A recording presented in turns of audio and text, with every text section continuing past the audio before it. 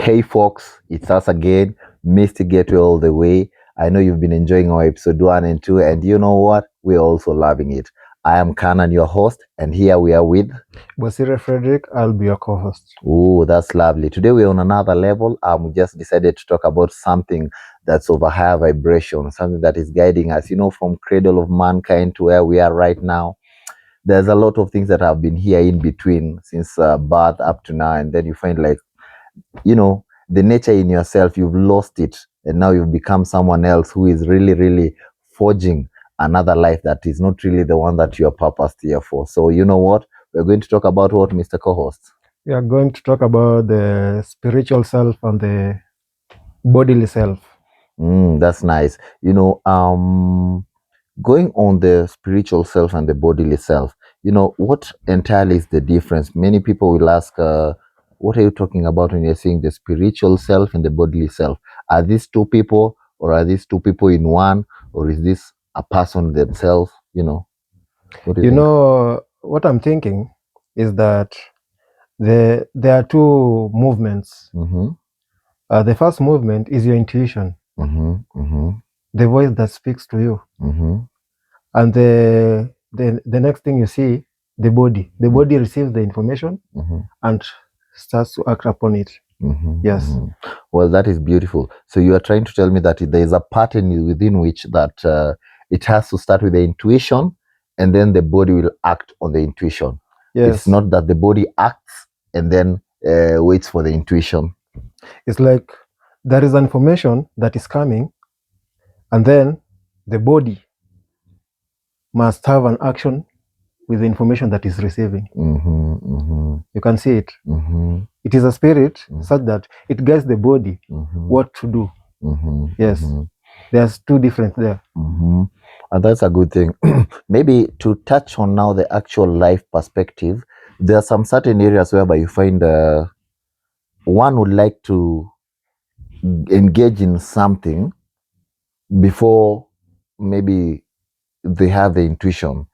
Something like you find someone is just, they're being guided by probably the desires of the body. And they are the desires of the intuition, that's the spirit. So you find some instance, someone is just in a situation whereby they just want to act on the interests of the body. And sana, we're talking about things like, you've seen a wonderful lady just passing by and you're like, let me just jump in. Yes. Say hi to this lady because I know where it will head. And, the spirit probably wants to give you a journey that is different. I don't know. Yes. Whatever we perceive things, we see things in a different way. A human being, first of all, is supposed to create a meaning.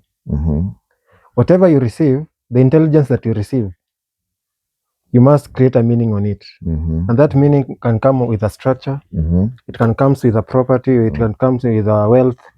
It is a meaning you're creating from yourself.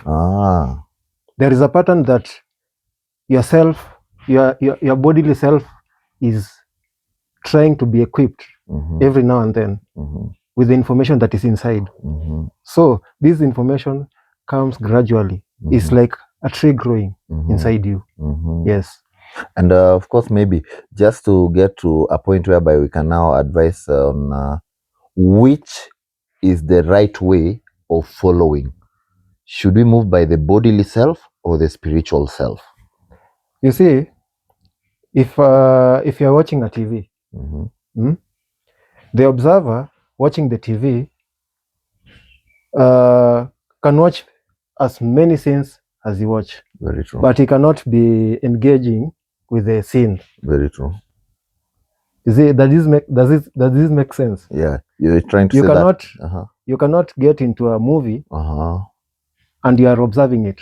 Very true. You cannot be a part of the movie and you are watching it. Yes. Absurd. So you, for some reason, there is a script that you are watching so that you can understand why you're watching that script. So you find that there is a script that you are supposed to act upon it. But you must follow that script rather than creating your own script.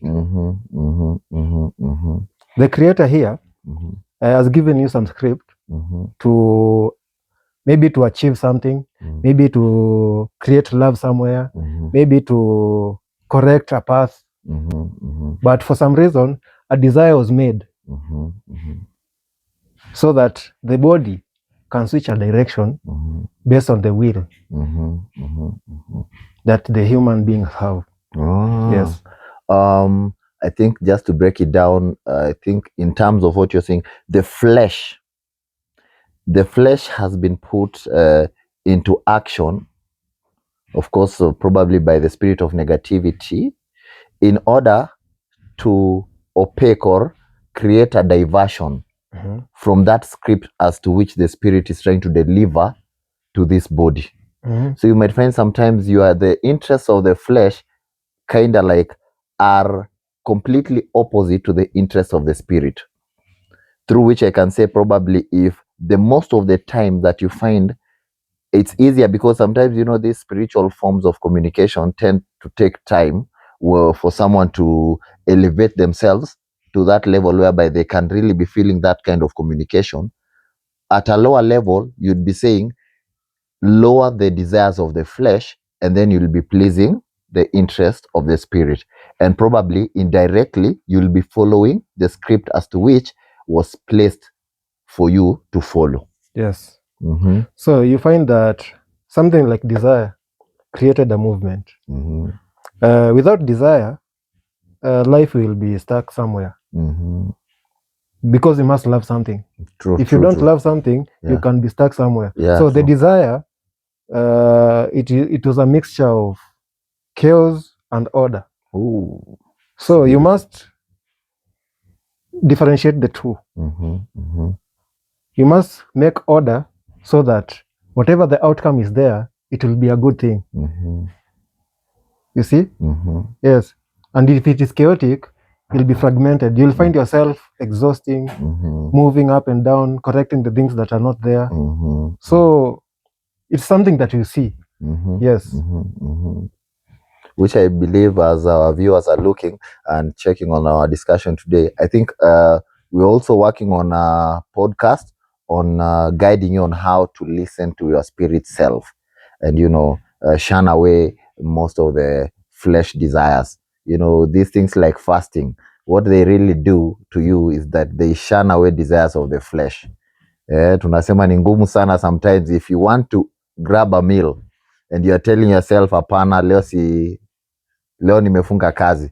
Those that go to the gym unaelewa, and the food is, unajua sometimes unataka kukula, and if you can manage to win over that desire, so we'll have a podcast for you in terms of spiritual. So maybe you have something to say that. I was about to add about fasting because some few days I was fasting. Oh, recently, yeah. Recently, the last week I was fasting. Yeah. Something about fasting.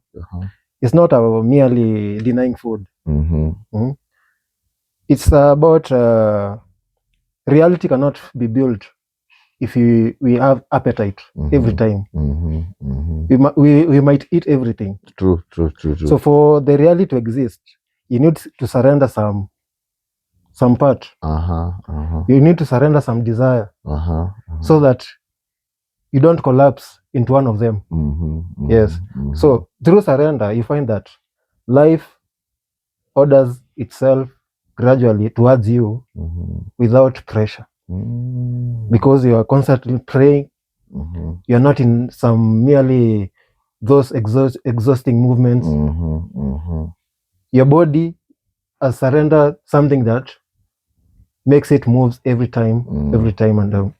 Yeah, there was a time you were telling me if you don't watch out, movement can be a very destructive area, a very destructive space. Yes. If you find yourself in a desire to move in a certain fragmented way that is, of course, of fleshly desires, I don't know if you've heard of these kinds of stories whereby you're being requested that if you are asked a question, take time, can even give yourself some few seconds before you answer.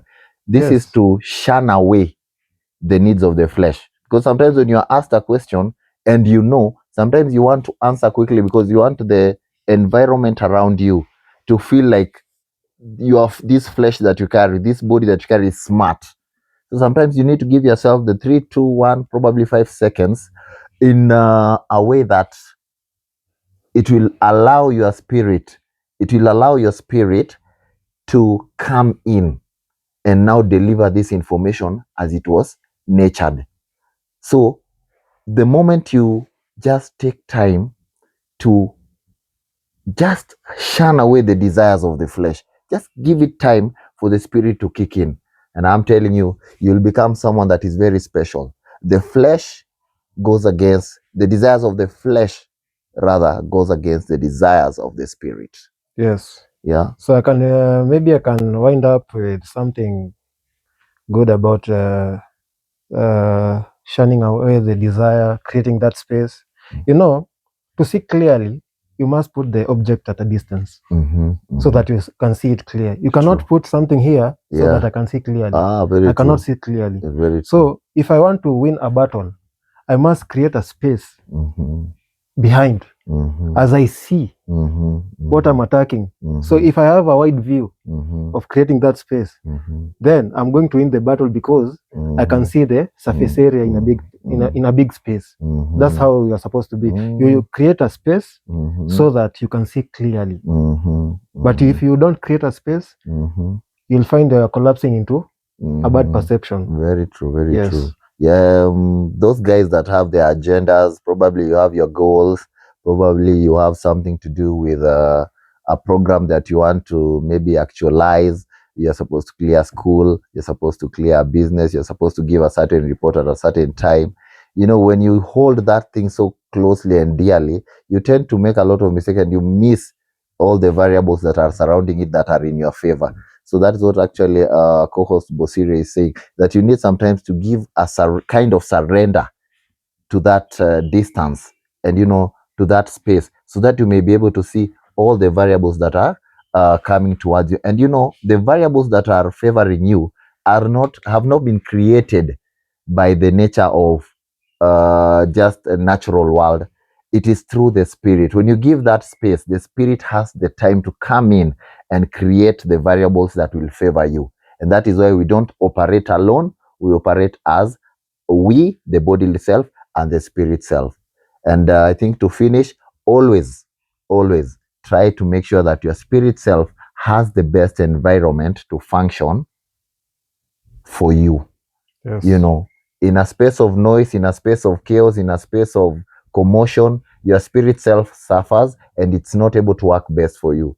And that's why we have things like meditation, manifestation, getting to these environments. I don't know, maybe Bose, you can just touch on that as we are finishing. You can go in a silent place. Going in a distance is not just going far away. Just go in a silence. That's the best distance that you have. That's the best space that you're giving your spirit self to work very best. Yes. Well, folks, that has been us today. I hope you really enjoyed. I hope now you know that the spirit self is still one with you, the bodily self. And, for guidance to be perfect and for you to go clearly and smoothly and, of course, far, always give the spirit self the environment for it to work positively for you and the best environment. Cheers, and we love you. Salute.